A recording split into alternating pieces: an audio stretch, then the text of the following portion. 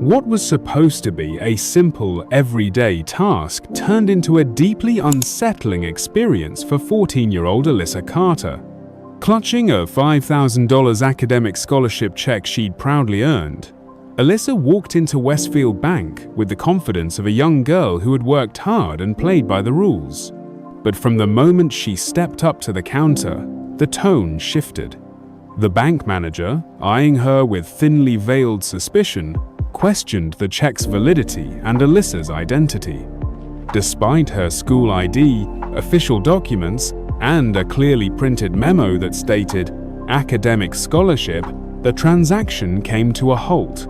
Instead of being congratulated, she was interrogated. The discomfort wasn't just in the questions, it was in the way she was looked at, spoken to, and ultimately dismissed. The only thing that separated Alyssa from a routine deposit and a humiliating standoff was the color of her skin.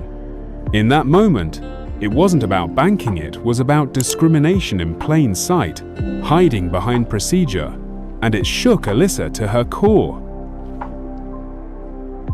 Before she could even process what was happening, Alyssa found herself being escorted to a back office. No explanation, no apology. The room was cold, not just in temperature, but in tone. Cheryl Dawson, the bank manager, sat across from her with a look that spoke louder than any words: doubt, disdain, and control. Alyssa, just a kid, sat quietly gripping her backpack while being questioned like a fraud. Where did you get this check? Is someone helping you cash it? The implication was clear. Someone like her couldn't possibly have earned it, honestly. Alyssa's hands trembled, not out of guilt, but frustration. She wasn't just being denied a deposit, she was being denied her dignity. And the worst part? No one in that bank stepped in. No one said, "This doesn't feel right." In a space that claimed neutrality, discrimination had crept in under fluorescent lights and customer service smiles. Alyssa realized then, this wasn't just about money. It was about being seen as less and being expected to stay quiet. Just when Alyssa thought the situation couldn't get worse, the door to the office swung open and in walked her mother, Dr. Rachel Carter. Calm, composed, and radiating authority, she immediately took in the scene. Her daughter sitting alone, humiliated, and a bank manager standing rigid with defensive pride. Dr. Carter didn't raise her voice. She didn't need to. With measured words and undeniable presence, she laid out Alyssa's achievements, the legitimacy of the scholarship, and most importantly, the bank's failure to follow lawful, equitable procedures. Cheryl tried to justify her actions, citing standard protocol and security concerns, but Dr. Carter saw right through it. She calmly asked for surveillance footage, called out the selective scrutiny, and requested to speak directly with the bank's regional director. The air shifted. What had once been a one-sided power play became a reckoning. Alyssa, still shaken, watched as her mother turned discrimination into exposure. And then came the real shock. Dr.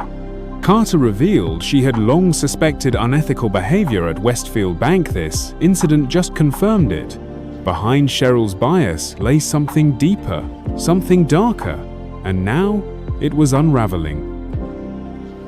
Dr. Carter didn't stop at confronting Cheryl. She began connecting the dots.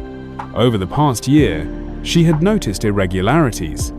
Clients of color receiving delayed approvals, unusual account closures, and staff mysteriously let go without reason.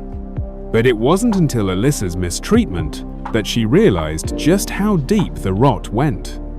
She contacted a trusted colleague at the Financial Ethics Board and began compiling records, mails, client complaints, internal memos.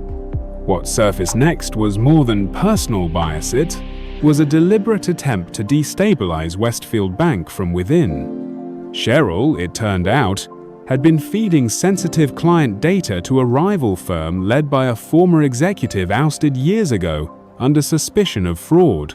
Dr. Carter shared her findings with the bank's legal team and federal regulators. Within 48 hours, Cheryl Dawson was placed under investigation and swiftly terminated. For Alyssa, what began as an act of discrimination had unearthed a web of corporate sabotage.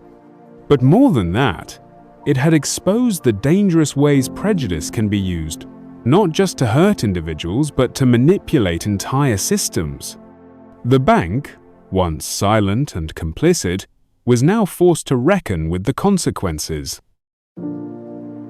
The fallout was swift and long overdue. Westfield Bank issued a formal public apology to Alyssa and her family, acknowledging the incident not just as a personal failure, but as a reflection of systemic negligence. An internal audit was launched, revealing deeper patterns of racial profiling and unethical practices that had been swept under the rug for years. The CEO made a televised statement announcing the immediate implementation of mandatory equity and anti-discrimination training for all employees, from tellers to top-level executives. Several managers were reassigned or quietly let go. More importantly, a new advisory board comprised of civil rights leaders, financial experts, and community members was formed to oversee reforms and ensure lasting accountability, as Dr. Carter was invited to serve as a senior advisor, helping lead a series of policy overhauls. For Alyssa, walking back into that bank months later wasn't easy, but this time, she wasn't met with suspicion. She was greeted with respect, and as she stood at the same counter where she was once doubted, she knew this wasn't just a win for Herritt, was a step forward for everyone who had ever been treated as less, simply because of who they were. But Alyssa didn't let the story end there. Instead of burying the experience, she chose to amplify it. With her mother's support, she began speaking at schools, youth centers, and financial literacy programs, sharing not just what happened to her, but what it revealed about the world she was growing up in. Her message was clear: knowledge is power, and no one should ever feel small for asking questions, claiming what's theirs, or standing up for what's right. What started as a $5,000 scholarship check became the spark for a movement. Alyssa launched a teen-led initiative called Deposit the Truth, focused on empowering young people, especially from underserved communities, to understand their financial rights and recognize the signs of discrimination. National news outlets picked up her story. She was interviewed on podcasts, featured in magazines, and even invited to Washington, D.C. to speak at a youth equity summit.